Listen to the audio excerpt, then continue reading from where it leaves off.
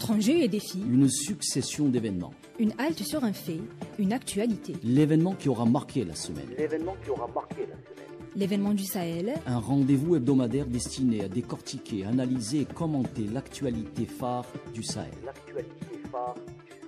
Présenté par Zine Chafaoui. Bonjour chers amis auditrices et auditeurs d'Ifriqiya FM. Nous sommes le samedi 14 décembre 2024. Bienvenue dans l'événement du Sahel, une émission hebdomadaire de 52 minutes destinée à décrypter les principaux événements qui ont marqué la semaine africaine. Nous reviendrons dans le numéro d'aujourd'hui sur la crise en Syrie et plus généralement sur les dynamiques en œuvre au Moyen-Orient et leur impact éventuel sur l'Afrique. Le numéro d'aujourd'hui est intitulé « Crise en Syrie, quel impact sur l'Afrique ?»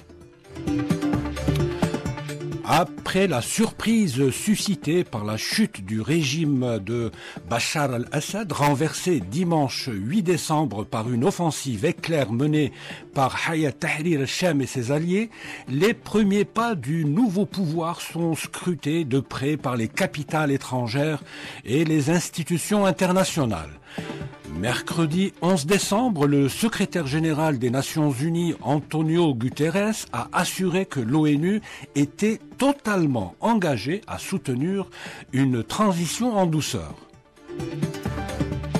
Celle-ci doit être inclusive, autrement dit, elle devra respecter les différentes factions politiques et les minorités du pays afin d'éviter une nouvelle guerre civile, a souligné de son côté l'émissaire de l'ONU pour la Syrie, Geir Pedersen, après avoir plaidé en faveur de poursuites politiques urgentes à Genève afin de garantir un avenir pacifique au pays. Les Nations Unies appellent également à la désescalade, à la fin des attaques d'escalade, y compris les frappes israéliennes, et à la fin des conflits dans le nord-est en particulier et ailleurs, qui ont un effet déstabilisateur sur un pays déjà très instable. L'Algérie, de son côté, a condamné fermement mardi 11 décembre 2024 la violation par l'armée de l'entité sioniste de la souveraineté de la Syrie et de l'agression contre ses territoires, après avoir pris le contrôle de la zone tampon du Golan occupée. Je rappelle que la Syrie est un pays ravagé par la guerre depuis 2011, une guerre qui a fait des centaines de milliers de morts et des millions de réfugiés. Alors, qui est le groupe Hayat Tahrir al-Sham qui a fait chuter Bachar al-Assad et son pouvoir? Qu'est-ce qui explique la célérité de l'effondrement de Bachar al-Assad? La Russie et l'Iran ont-ils durablement perdu la main en Syrie et au Moyen-Orient? Faut-il s'attendre à des répliques de la chute de Bachar al-Assad en Afrique? C'est ce dont nous allons débattre aujourd'hui avec mes trois invités. Alors, pour en parler, il y a avec nous Ahmed Kateb, ancien directeur de la chaîne de télévision Canal Algérie et actuellement chercheur en sciences politiques. Bonjour, monsieur Ahmed Kateb. Bonjour, Zine Chafaoui. Bienvenue, Ahmed Kateb. Toujours un plaisir de vous accueillir dans les studios d'Ifriqiya FM. Le plaisir est partagé. Merci. Il y a également avec nous Moukrana Touarabi, journaliste politique et consultant de l'émission. Moukrana Touarabi, bonjour. Bonjour, Zine Chafaoui, bonjour à vos invités et bonjour à tous les auditeurs d'Ifriqiya FM. Merci beaucoup. Nous serons également accompagnés dans ce numéro de l'événement du Sahel consacré ou dédié à la crise syrienne et à ses répercussions éventuelles sur l'Afrique par notre ami Akram Khariev, fondateur du site spécialisé MENA Défense et grand connaisseur de la Russie. Monsieur Akram Khariev, bonjour à vous, bienvenue dans nos studios. Bonjour Zine Chafaoui, bonjour aux invités, bonjour aux chers auditeurs. Merci beaucoup. Alors, une question qui s'impose presque d'elle-même, Ahmed Kateb.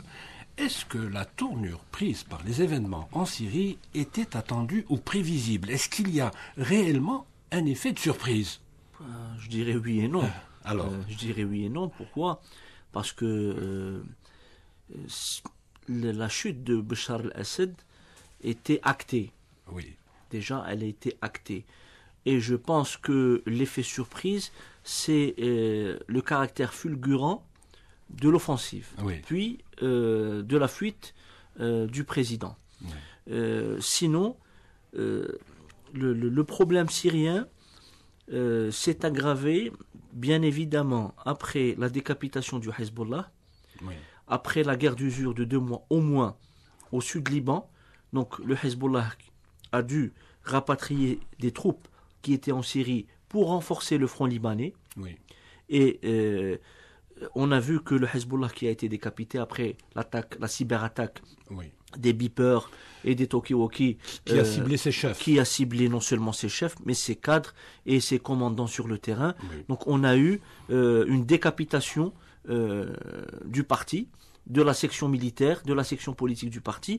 Donc, étant amoindri, le Hezbollah a dû rapatrier des troupes qui étaient stationnées en Syrie, ce qui a laissé, Oui. disons, le champ libre. Il faut rappeler que le Hezbollah est un allié de Bachar al-Assad. Le et de son- Hezbollah et de son était un pouvoir, allié de son régime. parce que, bon, pour comprendre la configuration, on va utiliser une terminologie courante. Donc, on est dans une sorte de front de refus.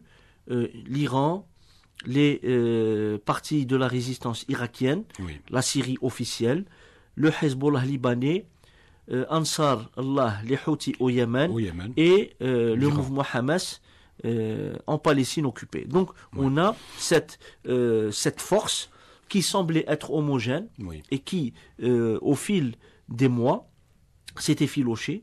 Donc le problème, l'effet domino a commencé par la décapitation du Hezbollah, l'effort de guerre qu'il avait fourni. Donc ça a dégarni le front syrien et a permis même au groupe de Hayat Tahrir al-Sham, l'émanation du front Nusra, une excroissance de Daesh, donc On y tout ce reviendra qu'on veut, justement. pour pouvoir, moyennant aide financière et aide matérielle, Oui. foncer sur les principales villes syriennes. Mourane Touarabi, alors notre ami Ahmed Kateb se dit à la fois surpris et pas surpris par le sort que l'on connaît qui a été réservé à Bachar al-Assad. Mais il n'empêche que, et il explique l'effondrement du régime de Bachar al-Assad par un affaiblissement de certains de ses alliés, principalement par le Hezbollah. Mais bon, le régime de Bachar al-Assad n'avait pas uniquement pour allié le Hezbollah. Il comptait surtout aussi sur le parapluie de la Russie. Mais alors, comment peut-on s'expliquer cet effondrement extrêmement rapide? Avant l'effondrement du régime de Bachar al-Assad, tout le monde pouvait signer des 10 doigts, si l'expression est bonne, sur le fait que il contrôlait quand même une bonne partie du territoire syrien. Effectivement, depuis l'accord de cessez-le-feu qui a été signé en 2018, on a connu quand même une relative accalmie sur le sol syrien qui donnait l'impression que justement les choses étaient sous contrôle du régime syrien, donc de Bachar al-Assad. Ce mouvement justement fulgurant qui a emporté le régime al-Assad n'était pas attendu. La reprise des hostilités de cette manière rapide n'était pas vraiment attendue avant de voir justement tous ces groupes, essentiellement le groupe que vous venez de citer, Hayat Tahrir al-Sham, étaient stationnés dans leur zone déjà sous contrôle au nord, dans le nord-ouest essentiellement, et d'autres un peu au nord-est, les Kurdes. Mais ce mouvement justement était jusqu'à il y a 15 jours et il n'était pas dans une position de reprendre des hostilités contre le régime syrien. Qu'est-ce qui a fait que cela s'est produit? Effectivement, il y a eu certainement une analyse de la situation sur le terrain, comme vient de dire Ahmed Kateb. Effectivement, le front de résistance syrien s'est affaibli avec tout ce qui s'est passé au cours de cette année et demie de guerre génocidaire contre Gaza et toutes les implications régionales avec les attaques contre le Liban, le Hezbollah et bien évidemment l'affaiblissement de tout le réseau de résistance anti-sionisme dans la région. Aujourd'hui, donc, ça a joué en défaveur du régime syrien qui comptait beaucoup sur le soutien de l'Iran, du Hezbollah et bien évidemment de la Russie, qui est aussi préoccupé par ce qui se passe actuellement, le front ukrainien. Donc, on a un régime quand même qui a été beaucoup affaibli au cours de ces 13 années de guerre. Il y a la guerre, il y a aussi les sanctions économiques terribles avec leurs conséquences sur le moral des troupes et sur les moyens aussi de l'armée syrienne qui ont été considérablement diminués. C'est ce qui fait qu'aujourd'hui, en 15 jours, sans bataille, sans bataille réelle, il y a eu un retrait en réalité des troupes qui a fait que les dirigeants syriens, à leur tête Bachar al-Assad, ont décidé donc de se retirer tout simplement du front et de quitter carrément la Syrie. Merci Mokhtar Toualabi. Justement, c'est la question que je réserve à notre ami Akram Khariev. Ce qui est étonnant, ce qui a surpris tout le monde, Akram, c'est que alors on a parlé de l'affaiblissement des alliés de Bachar al-Assad, la Russie qui est occupée sur le front ukrainien, l'affaiblissement du Hezbollah, du Hamas, Ansarullah, les Houthis qui gèrent à peu près correctement leur front. Mais paradoxalement, du moins ce qui est étonnant, c'est que l'armée syrienne n'a pas du tout combattu. Alors que ses alliés, bien qu'affaiblis, étaient prêts à défendre les positions acquises jusque-là. C'est compliqué de répondre rapidement à ça. Est-ce que c'est une défection? Est-ce qu'il y a eu trahison? D'abord, les premiers indices sur une prochaine attaque de Tahrir al-Sham vers le sud ont commencé en septembre. En septembre, l'armée syrienne a commencé à envoyer des troupes, à réorganiser le front au nord. Ils ont même effectué des frappes avec l'aide des Russes, y compris aussi des frappes d'artillerie au sol par leurs propres moyens, etc. Mais il faut comprendre une chose, c'est que l'armée arabe syrienne est une armée qui est malade, qui a pratiquement le même syndrome que la plupart des armées arabes, qui a un problème d'incompétence, qui a un problème de mensonge, qui a un problème d'ultra-hiérarchisation et de couverture de ces mensonges-là. Il y a eu une démobilisation énorme de l'armée qui a libéré un peu plus de la moitié de ses effectifs en 2019, suite juste après, une année après les accords d'Astana 2. L'armée syrienne aujourd'hui, telle qu'elle était il y a un mois, elle ne reposait essentiellement que sur la 4e division blindée de Maher al-Assad. Oui. Lorsqu'on voit que Maher al-Assad lui-même n'avait pas été informé par son frère de sa fuite, Maher al-Assad a dû fuir par ses propres moyens. Il a pris un hélicoptère, il a fui en Irak, puis de là-bas en Syrie. Donc on voit le désarroi dans lequel se trouvent les soldats syriens. Il ne faut pas oublier une chose, c'est que les soldats syriens sont payés $30 par mois. Oui. Et les officiers, les soldats. Ils sont payés entre 10 et $30 par mois, ce qui veut dire que au lieu de faire leur travail, la plupart ou bien soudoyer leurs officiers pour rentrer chez eux, faire un travail qui leur apporterait de quoi manger, ou bien s'occuper à monter des checkpoints, des barrages, pour extorquer de l'argent à la population. Donc on est dans ce schéma-là. La Russie, l'appui russe ne pouvait pas être effectif parce que la Russie n'avait pas de force à concentrer là-bas sur le terrain et ne disposait que de 8 appareils pour les bombardements, donc ce n'était pas suffisant. Et j'ajouterai rapidement quelque chose d'important sur la Russie. La Russie, lors de la deuxième guerre du Karabakh, avait envoyé un message clair au monde. Oui. C'est qu'elle ne se battrait pas si une armée ne voulait pas se battre. Oui. Ça, il faut très bien le comprendre, et on y reviendra tout à l'heure, c'est un message aussi qui s'adresse à certaines armées africaines. D'accord. Merci beaucoup, Akram Khariev. Ahmed Kateb, il y a un groupe dont on n'entendait pas beaucoup parler qui a mené une offensive fulgurante sur Damas et qui est actuellement au pouvoir, c'est Hayat Tahrir al-Sham. Que sait-on de ce groupe qui est jusqu'au jour d'aujourd'hui classé terroriste par le Conseil de sécurité de l'ONU? Et qui est son chef, Abu Mohamed al-Joulani, qui est actuellement le chef de fait de la Syrie? Oui, bon, Hayat Tahrir al-Sham est une émanation de Jabhat al-Nusra, excroissance du groupe Al-Qaïda, avec des jonctions avec l'État islamique, Daesh. On voit que c'est une galaxie, on va le dire ainsi, terroriste. Oui. Donc djihadiste, radical, etc. Et tout le monde connaît les exactions commises par Daesh, tant en Syrie qu'en Irak, Oui. ainsi que des actions en dehors du champ lévantin.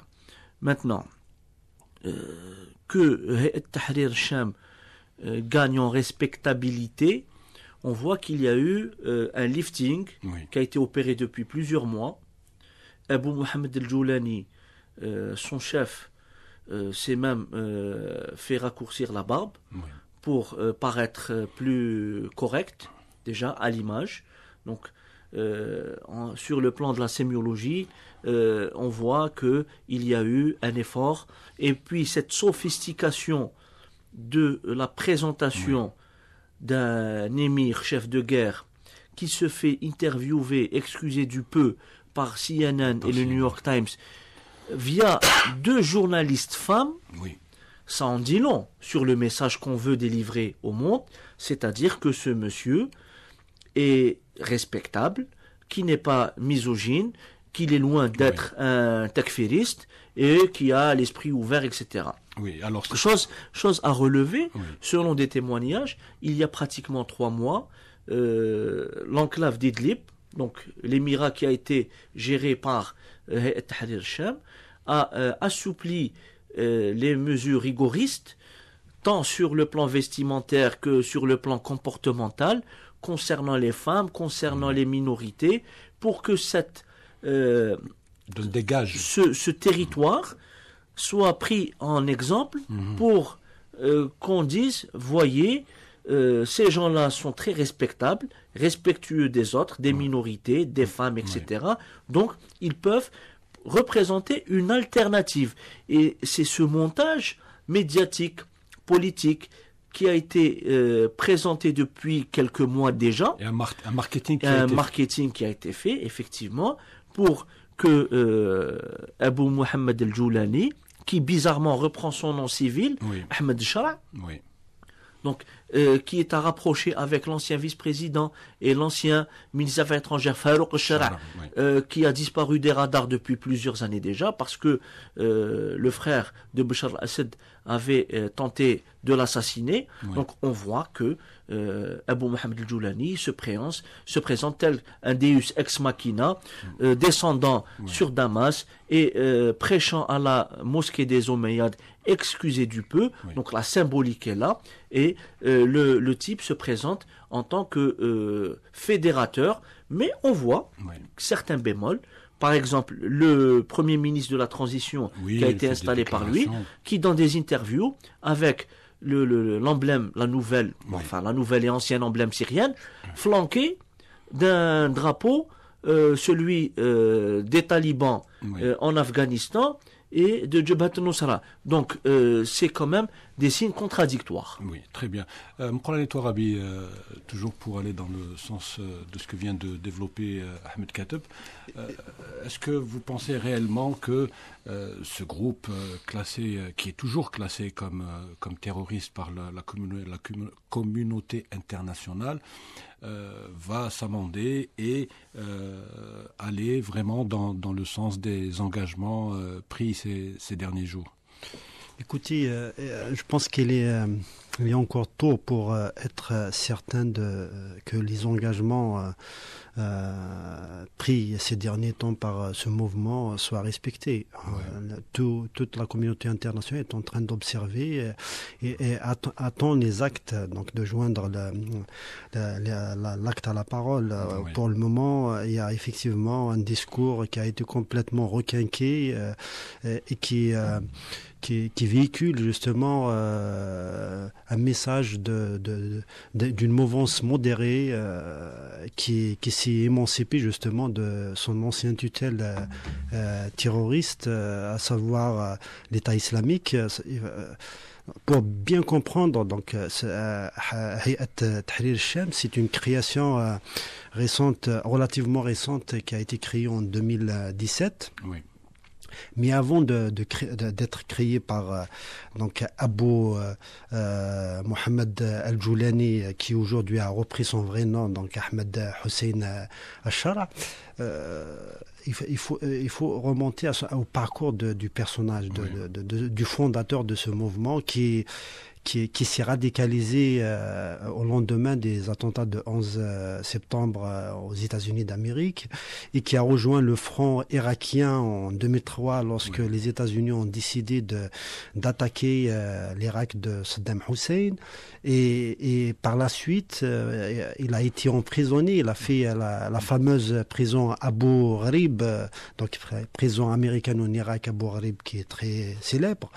Il a rencontré El-Baghdadi, avec lequel il a par la suite travaillé quand il a quitté au bout de 5 années d'emprisonnement. Et il a quitté la prison. Il a repris le front à Al-Qaïda, donc avec El-Baghdadi. Mais il n'est pas resté longtemps. Par la suite, il a décidé de rejoindre l'État islamique en créant le front Nusra en 2012. Le front Nusra, c'est en Syrie, c'est juste après les événements de 2011 en Syrie, les manifestations en Syrie. Avant que le front Nusra se mette en orbite autour de la galaxie Al-Qaïda par la suite. Effectivement, il a quitté Al-Qaïda pour rejoindre l'État islamique et créer le front Nusra. Et il est resté quelques années. En 2017, donc, il a créé cette nouvelle mouvance qui a pris le contrôle du nord-ouest. C'est un personnage assez intriguant, assez intriguant de par son parcours, parce que il s'est radicalisé d'une manière étrange. Quand même, il est issu d'une famille ouverte, aisée, beaucoup plus attaché donc au nationalisme de gauche syrien, un peu nassiriste, et qui se retrouve tout subitement après quand même, il a eu une instruction assez importante. Il a même entamé des études en médecine. Voilà, donc du jour au lendemain, il se retrouve radicalisé. Ça, c'est la grande interrogation. Et aujourd'hui, par rapport à toutes ces évolutions, on sent qu'effectivement, ce mouvement qui évolue dans un environnement où le grand jeu d'influence de toute la galaxie qui est autour de la Syrie aujourd'hui, les différents acteurs étrangers qui s'immiscent dans la politique syrienne, fait qu'aujourd'hui, il essaye de gagner un maximum d'États, d'institutions et aussi de gagner l'opinion internationale, parce que l'enjeu de pouvoir nécessite justement des alliances plus larges. Un large soutien, effectivement. Merci Mkoulal. Akram, est-ce que l'offensive du HTC aurait été possible sans le soutien de grands acteurs étatiques? Est-ce que ce n'est pas en réalité une opération menée par les adversaires de Bachar al-Assad et que le HTC n'a été au final qu'un outil pour renverser Assad? Non, clairement, Tahrir al-Sham s'est petit à petit transformé en une sorte de bras armé de la Turquie. Il faut dire les choses. Telles qu'elles sont, la Turquie a organisé ce qui s'est passé aujourd'hui. On sent la touche turque.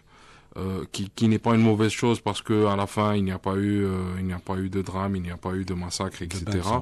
La Turquie a réussi à encadrer les choses, mais il reste que cette institution-là a été totalement créée, équipée, formée par la Turquie, qu'elle a aussi été utilisée par les alliés de la Turquie au sein de l'OTAN pour faire des missions extraterritoriales. Il n'y a pas qu'en Syrie que ces éléments-là ont été vus. On les a vus en Ukraine, on les a vus en Libye, on aurait pu les voir aussi dans d'autres pays, y compris d'Afrique, où ils étaient pressentis pour être envoyés. C'est un acteur transnational qui fait fi des frontières. Mais il ne faut pas voir Tahrir Sham comme étant une entité syro-syrienne. C'est une entité transnationale qui agit comme armée de proxy pour la Turquie et par extension pour l'OTAN. C'est très drôle parce qu'on se rappelle bien que vers 2002-2003, lorsque les États-Unis utilisaient leur réseau de prisons secrètes, de centres de torture secrets, les États-Unis s'est très très largement appuyé sur la Syrie pour mener les interrogatoires contre les membres d'Al-Qaïda. Bon, on voit que entre-temps, les États-Unis ont changé leurs fusils d'épaule et leurs alliés sur le terrain. Mais on le constate aussi, Akram Khariev, l'islamisme reste l'outil préféré des Occidentaux pour la déstabilisation des pays. Bien sûr, parce que c'est une idéologie simple, bête et méchante. Oui, qui mobilise. Akram, est-ce que l'opération a été aussi encadrée par la CIA, parce que nous sommes quand même dans une région où pratiquement rien ne se fait sans l'assentiment de cette centrale de renseignement. Autre question, on parle aussi beaucoup du soutien israélien à l'opération turque. Les Turcs et les Israéliens ne s'entendent pas beaucoup, mais là, il semblerait qu'il y ait eu une conjonction d'intérêts. Non, les Turcs et les Israéliens s'entendent très bien. Voilà. Ils n'ont aucun problème. Ce sont des pays qui se reconnaissent mutuellement. La charte de l'OTAN oblige les nouveaux adhérents à reconnaître l'entité sioniste. Donc il n'y a pas de problème entre le Mossad et le MIT. Ça fonctionne très très bien pour les enjeux stratégiques. Pour ce qui est de la CIA, sincèrement, il n'y a pas de preuves réelles. J'ai pas mes entrées à la CIA, mais ce qu'on a vu, c'est que l'armée américaine, l'US Air Force, a bombardé les positions de l'armée syrienne lorsqu'il y a eu l'avancée vers Deir ez-Zor, vers Palmyre et au-delà de la base américaine d'At-Tanf. Pour appuyer l'avancée des forces démocratiques syriennes. Ouais. Donc on insiste bien sur le paramètre démocratique Ça pour vous parler des Kurdes. Des Kurdes et de certains groupes du Sud aussi, qui ont été largement soutenus par l'armée américaine. Donc même s'il n'y a pas de preuve quant à un soutien militaire du point de vue du renseignement des États-Unis, il y a eu clairement un soutien militaire. Bon, je pense que nous n'avons pas suffisamment parlé de la Russie. Pourquoi on y revient? Car tout le monde s'attendait quand même à ce que l'armée russe manifeste ou fasse preuve de plus de combativité, parce que n'oublions pas, Akram, il y a 2 bases qui sont en jeu. 3 bases. Voilà. Alors, il y a 3 bases qui sont en jeu. Avec un Assad au pouvoir, c'était la certitude et la garantie de la conservation des bases pour des dizaines d'années. Aujourd'hui, tout le monde sait que ces 3 bases sont extrêmement importantes pour la Russie, pour avoir un accès aux mers chaudes. Ce sont des bases aussi en termes logistiques qui permettent aussi à l'armée russe de se projeter dans d'autres régions du monde. L'Afrique, on en parlera tout à l'heure.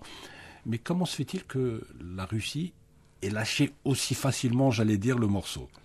Bon, je pense qu'il y a eu une négociation, il y a eu des concessions qui ont été faites de la part des grandes puissances vis-à-vis de la présence de ces bases-là, y compris peut-être avec les acteurs locaux.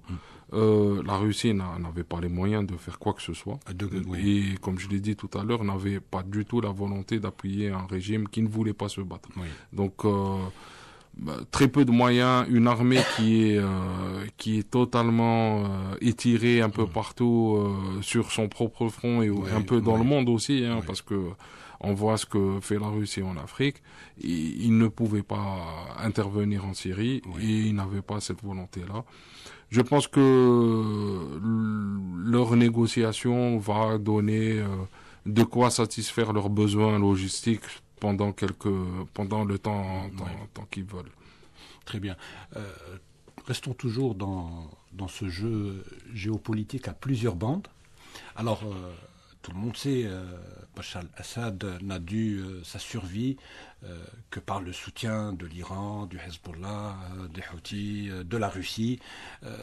Est-ce que surtout je parle de l'Iran et de la Russie, est-ce qu'elles ont perdu la main dans la région? Est-ce qu'on peut parler de revers stratégique majeur? Revers, peut-être oui. Majeur, analysons. D'accord. Les deux pays sont très occupés par la Russie, par le front ukrainien, l'Iran par son propre front et une sorte de réorganisation de ses proxys dans la région face à l'entité sioniste.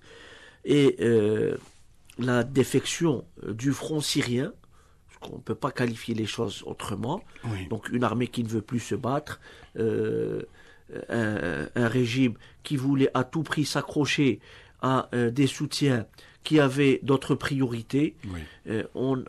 La Syrie de Bachar al-Assad était devenue un poids que ni Moscou ni Téhéran ne pouvaient supporter. D'où l'insistance des Russes et des Iraniens auprès du président syrien pour qu'il négocie avec au moins son homologue turc durant l'été. Et pour que le format d'Astana, tripartite, Russie, Iran et Turquie, puisse continuer à fonctionner. Bachar al-Assad a refusé de négocier. On a le témoignage du président Erdogan qui dit que je lui ai tendu la main, il a refusé, etc. Bref, maintenant, et l'Iran et la Russie sont occupés par autre chose, et la Syrie était devenue un boulet ou un fardeau qu'il fallait lâcher carrément pour pouvoir s'occuper des autres fronts. Pour la Russie, il y a la stabilisation du front ukrainien, avec l'arrivée prochaine de Trump à la Maison-Blanche. On voit, il y a eu des fuites via Reuters, via Bloomberg, etc. Sur de possibles négociations. Non seulement des négociations, mais sur une sorte de gel du front, de création de zones tampons, et peut-être que la négociation entre la Russie et les puissances s'est axée sur ce volet-là. Donc la Russie lâche, entre guillemets, la Syrie, redéploie ses forces, et on parle même de Libye pour des bases navales et aériennes, l'Est libyen. On voit qu'il y a un grand jeu qui s'opère. L'Iran attend l'arrivée de Trump pour pouvoir également revoir sa copie et négocier, parce que le président Pezeshkian parle de négociation avec l'Occident. Les Iraniens ne sont pas contre. De dialogue plutôt, bien sûr, ils veulent dialoguer, parce que l'Iran est toujours sous le coup de sanctions occidentales. Et on voit que il y a, juste après le cessez-le-feu entre le Hezbollah et l'entité sioniste, on a vu les choses s'accélérer. Et là, peut-être, c'est le déclic. Il y a eu une sorte de partage de rôle. Hayat Tahrir al-Sham prend le pouvoir. Les sionistes finissent le boulot, comme on dit, trivialement. Donc, ils ont occupé le Golan. La partie qui était au Golan sous la zone tampon, sous contrôle onusien depuis 1974.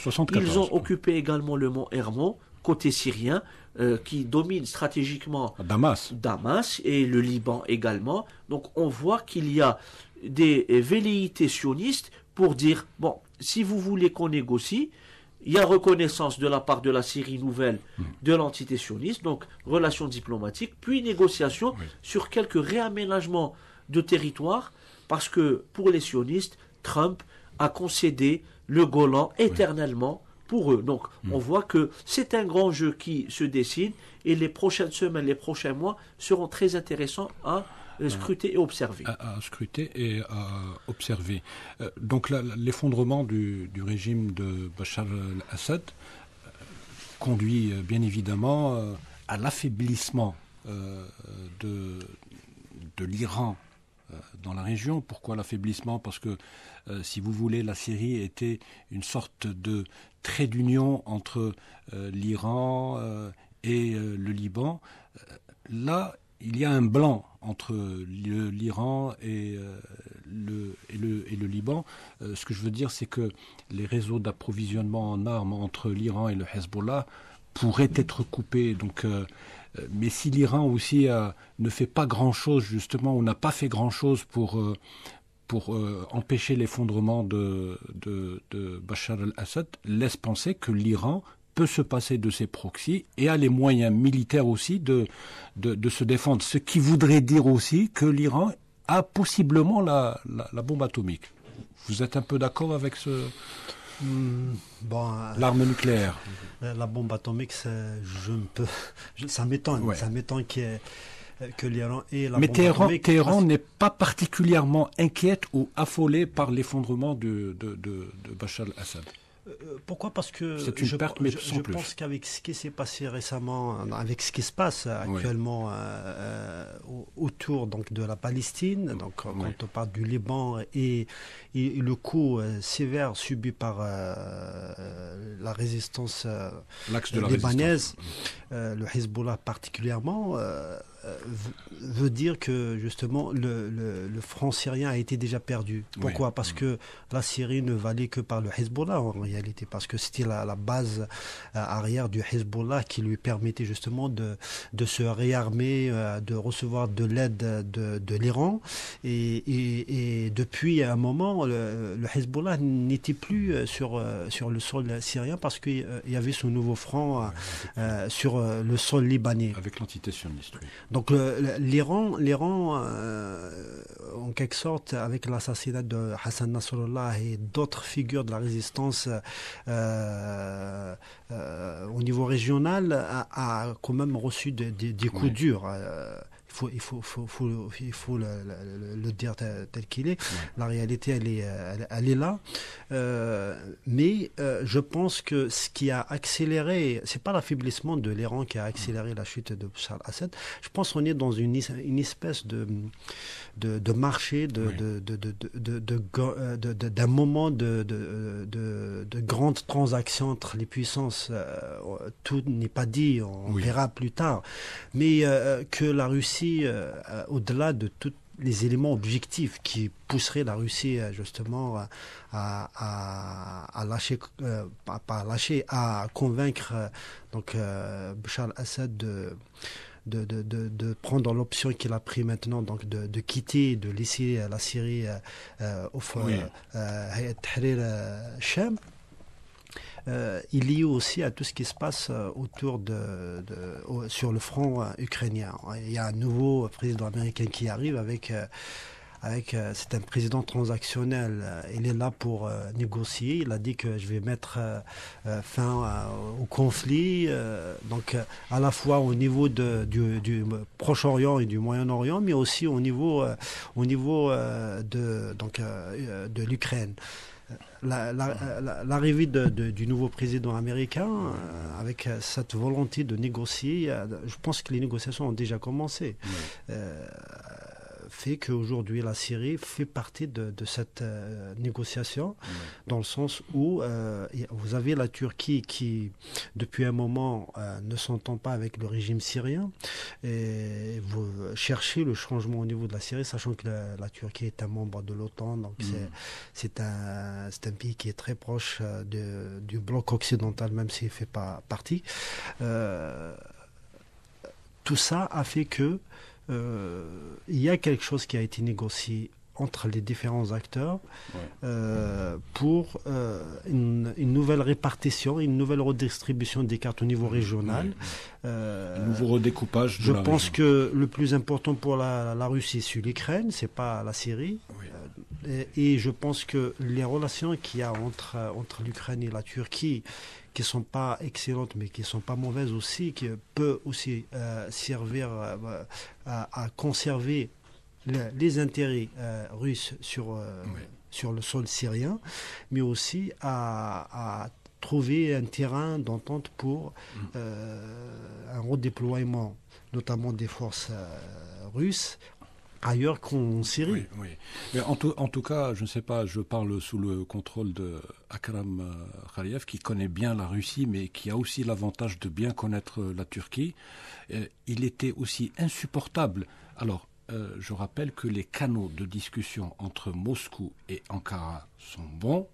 Les deux pays discutent tout le temps de tout et de n'importe quoi, mais il était insupportable pour un pays comme la Turquie d'avoir la Russie à la fois sur son flanc nord et sur son flanc sud. Donc, bien que ces deux capitales ou ces deux pays s'entendent bien, mais il était, au plan des intérêts vitaux de la Turquie, de se débarrasser aussi de la Russie sur son flanc sud. C'est pour vous dire que... Et moi, je suis pas d'accord aussi, Mkhoran, quand tu dis que la Syrie n'est pas très très importante pour la Russie. Non, moi je pense que la Syrie est vraiment importante. La configuration actuelle, parce que les choses ont évolué. Aujourd'hui, aujourd'hui, ils sont obligés de lâcher. Mais poursuivons un petit peu notre constat et notre analyse de la situation en Syrie. Mkhoran, tu auras l'occasion de te défendre lorsque je te redonnerai la parole. Alors, Akram, la Syrie est devenue une mosaïque contrôlée par une multitude de groupes armés. On a des groupes armés affiliés à l'État islamique, des groupes armés à Al-Qaïda, des groupes armés proches de Al-Qaïda, mais qui essayent de s'autonomiser, tel que le fait le HTC, pour donner l'image d'un groupe qui peut éventuellement se dissoudre dans la démocratie. Alors, aujourd'hui, toutes les hypothèses sont avancées quant à ce que pourra devenir la Syrie post-Assad. Mais bon, il y a beaucoup de gens aujourd'hui qui disent, bon, une fois que la joie se sera dissipée, il n'est pas impossible d'assister à une forme de guerre civile, à une partition, à une division. Il y a déjà sur les réseaux sociaux et particulièrement sur X des adversaires de Joulani qui sortent du bois et qui contestent sa façon de faire. La question kurde au nord-est n'est pas encore réglée. Il y a des groupes encore qui se revendiquent de l'armée arabe syrienne qui promettent de renverser la table. Donc, ce n'est pas demain la veille, semble-t-il, que l'on va voir une Syrie apaisée, en transition, justement, pour mettre en place un système qui pourrait donner à chacun sa place et sa liberté de parole. Bon, c'est vrai que il ne faut pas oublier dès le départ que la Syrie et le Liban sont des pays qui n'existaient pas avant. Hein. Oui, le Liban, c'est 1920. On parle d'une partition déjà qui a été faite en 1920. Oui. On parle exactement, on parle du Levant, du Chem. Du Chem, avant c'était le Chem. Et donc, il se peut qu'il y ait redéfinition du Chem selon la présence des différentes ethnicités et des différents groupes, et des différents aussi intérêts de chaque pays. Aujourd'hui, beaucoup de gens, beaucoup de spécialistes très sérieux disent que la Syrie est devenue en partie un protectorat turc. C'est pour le chef des services de renseignement turc qui a se baladé avant-hier dans avec Joulani comme chauffeur. À Dimashq, oui, à Damas. Oui. Ça, c'est tout à fait possible. On a l'entité sioniste aussi qui revendique beaucoup et qui pousse aujourd'hui les Druzes à demander sécession et à demander rattachement à l'entité. Ce qui est contraire des Kurdes qui ne veulent pas d'indépendance, qui veulent juste une autonomie. Tout à fait. En fait, ils ne sont pas en mesure aujourd'hui de réclamer ça et ils ont peur, de par leur enclavement, de tout perdre. En fait. Mais dans la charte du PYD, il n'a jamais été question d'indépendance. C'est un parti créé en 2003. Tout à fait. Mais j'aimerais avant ça répondre juste, commenter sur, à propos de la question iranienne.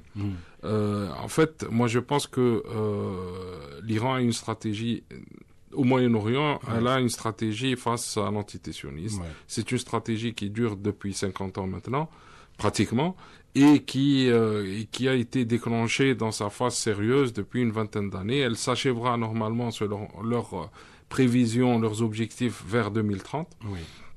Et l'axe de la résistance tel qu'il est n'était qu'une étape dans cette stratégie-là, qui leur permettait de rapprocher des capacités de coercition vis-à-vis d'Israël et de les placer à ses frontières. Aujourd'hui, l'objectif iranien n'est plus cela. Elle l'a démontré en mars et elle l'a démontré en juillet avec les missiles.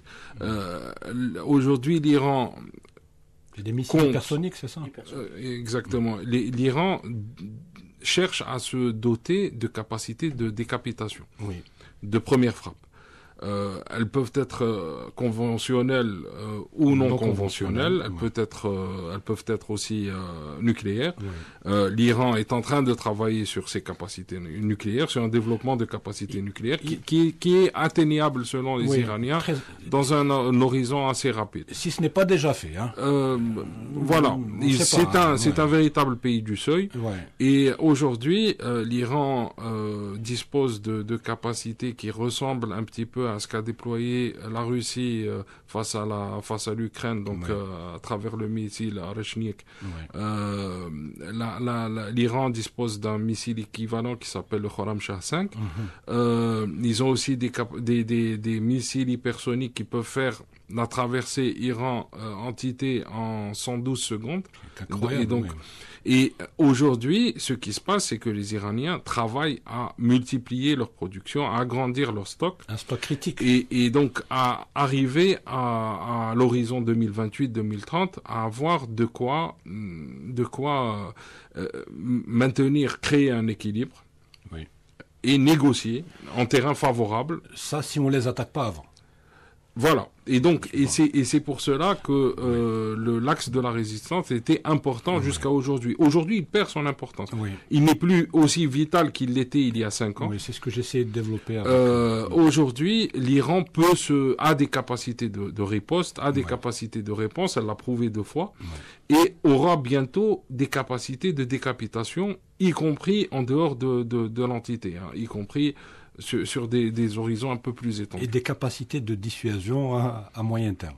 Je pense que l'horizon 2030 est très très sérieux. Très sérieux. Merci beaucoup, Akram. Alors, on rentre de plein pied dans le sujet qui est le nôtre. Ahmed Kateb, est-ce que la déconvenue de la Russie en Syrie ne veut pas se traduire par une perte d'influence de Moscou en Afrique? Alors on le voit bien, le parapluie russe au Proche-Orient, il ne fonctionne plus parce que actuellement la Russie est super occupée sur le front ukrainien. Mais est-ce que le parapluie russe en Afrique peut aussi s'avérer aussi inefficace qu'il l'a été au Proche-Orient? Je pense pas. Il ne faut pas vendre la peau de l'ours. On se pose des questions. Oui, tout à fait. On se pose des questions. Les bases russes en Syrie étaient utilisées notamment pour se projeter en direction de l'Afrique.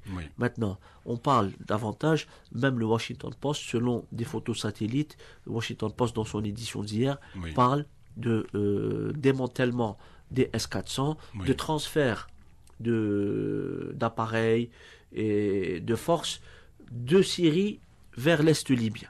Donc, on pense que Haftar étant un proxy russe. Par ailleurs... Après avoir été un proxy occidental. Tout à fait. On pense que Haftar peut concéder des facilités pour les Russes en Cyrénaïque et ça sera donc sur le terrain africain déjà.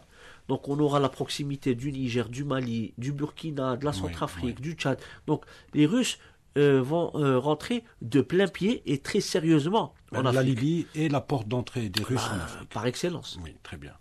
Il ne nous reste plus beaucoup de temps, donc on va essayer de faire vite pour faire un tour de table.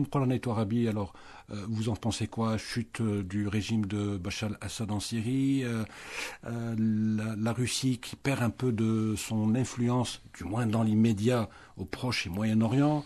Est-ce que vous pouvez que cette dynamique dans la région va avoir un effet sur l'Afrique la Russie est présente par ses forces conventionnelles, mais elle est présente à travers ses proxys. Alors il y a deux proxys. Il y a Africa Corp et il y a les Wagner, parce que beaucoup de gens pensent que tous les Wagner sont dans Africa Corp. Non, il y a encore des Wagner qui fonctionnent seuls. Il y a aussi Africa Corp. Écoutez, est-ce qu'il y aura un impact direct encore une fois, il est encore tôt pour déterminer